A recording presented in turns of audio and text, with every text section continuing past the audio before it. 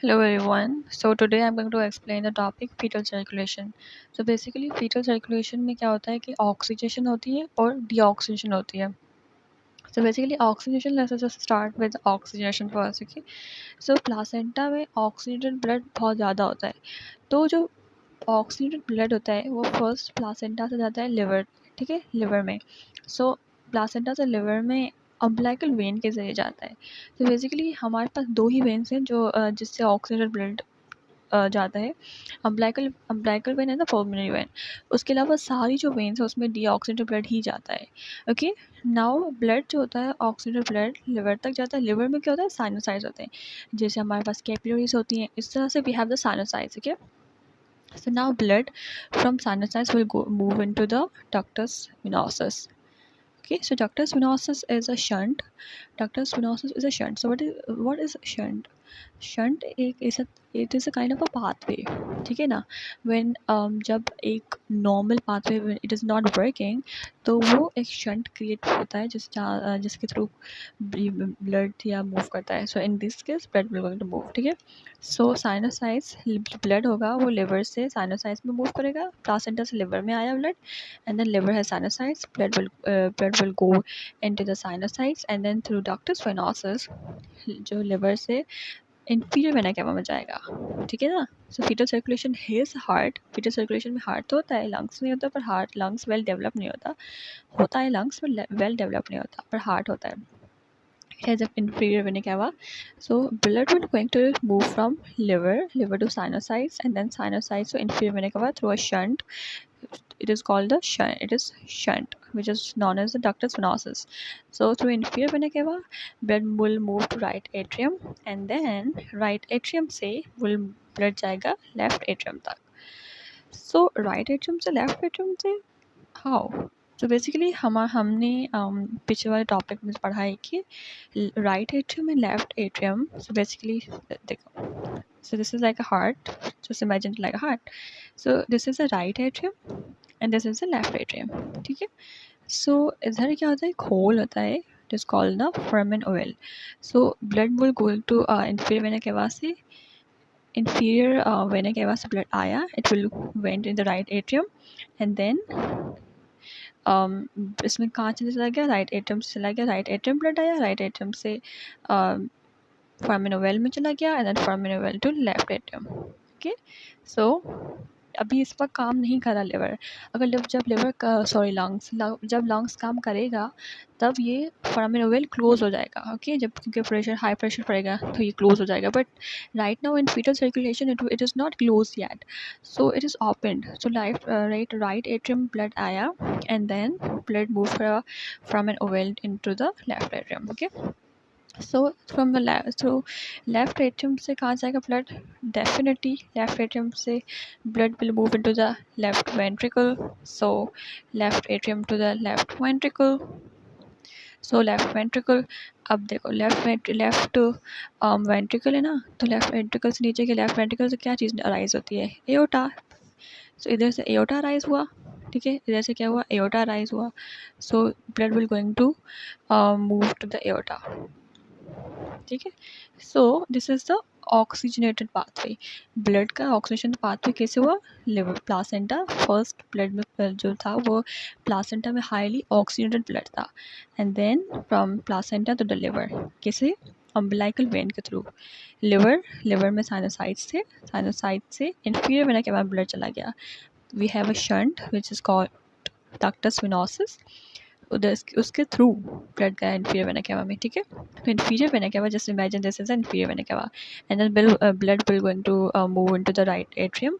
Right atrium से foramen ovale के थ्रू लेफ्ट एट्रियम में, लेफ्ट एट्रियम से लेफ्ट वेंट्रिकल्स तक, ठीक है. जैसे लेफ्ट एट्रियम पंप करा तो लेफ्ट वेंट्रिकल में चला गया. लेफ्ट वेंट्रिकल जब पंप हुआ तो blood will move to the aorta. Okay. So this is the aorta. तो बेसिकली ये था ऑक्सीजनेटेड का पाथवे. नाउ फीटल सर्कुलेशन में डीऑक्सीजनेटेड ब्लड कैसे मूव होता है, so we are going to discuss that right now. Okay. So deoxygenated blood, first deoxygenated blood आता है सुपीरियर वेना कैवा, ठीक है. जैसे ये इन्फीरियर वेना कैवा था ना, कहाँ चला गया, ये चला. So this was inferior vena cava. ठीक है, this was inferior vena cava. अभी सुपीरियर वेना केवा है, ठीक है। सो सुपीरियर वेना केवा में ब्लड आया डीऑक्सीजनेटेड ब्लड, ठीक है। सो सुपीरियर वेना केवा से चला राइट एट्रियम में गया।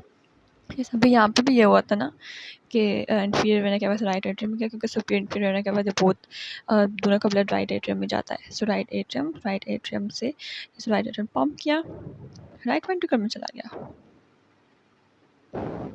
ठीक है। And then from right ventricle blood pumped into pulmonary artery, because like see, this is the right atrium and this blood जैसे pump हुआ right atrium से right ventricle में चला गया, okay। so right atrium से right ventricle में चला गया, right ventricle से क्या rise होता है, pulmonary artery। so pulmonary artery blood चला गया, so from pulmonary artery blood will go into the ductus venosus, ductus arteriosus, not ductus venosus, ductus arteriosus। ductus arteriosus is also a shunt like ductus venosus। so from ductus arteriosus से blood जाएगा descending aorta में,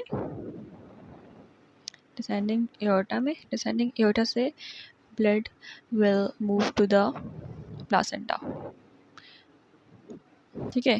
descending aorta से blood will move to the placenta through umbilical artery, not umbilical vein, umbilical artery. Umbilical artery से placenta में चला जाएगा, ठीक है। Let me just explain this whole thing to you again. See what happened के deoxygenated blood में सबसे पहले सुपीरियर वेना केवा में आया deoxygenated blood move to the right atrium से राइट वेंट्रिकल तक, राइट वेंट्रिकल से ब्लड गया पल्मोनरी आर्टरी में, ठीक है। पल्मोनरी आर्टरी से गया डिसेंडिंग एओर्टा में through a shunt called ductus arteriosus.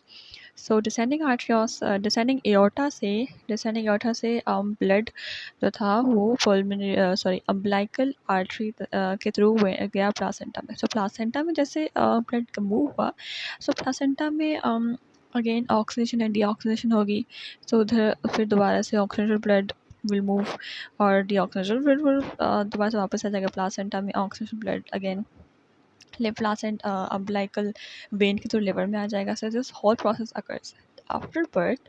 What happen के प्लासेंटल जो सर्कुलेशन है वो ख़त्म हो जाती है, ठीक है, ऑक्लूडेंस हो जाती है प्लासेंटल सर्कुलेशन की। फिर जो लंग्स है वो काम करता है। So basically when baby is born, baby start crying, you know. जब बेबी क्राई करता है तो लंग्स क्या होता है, एक्सपेंड होते हैं। सो जैसे लंग्स एक्सपेंड होते हैं तो lungs start their function. So after birth this whole thing just finish and then lungs जो होता है वो अपना काम करना स्टार्ट हो जाता है।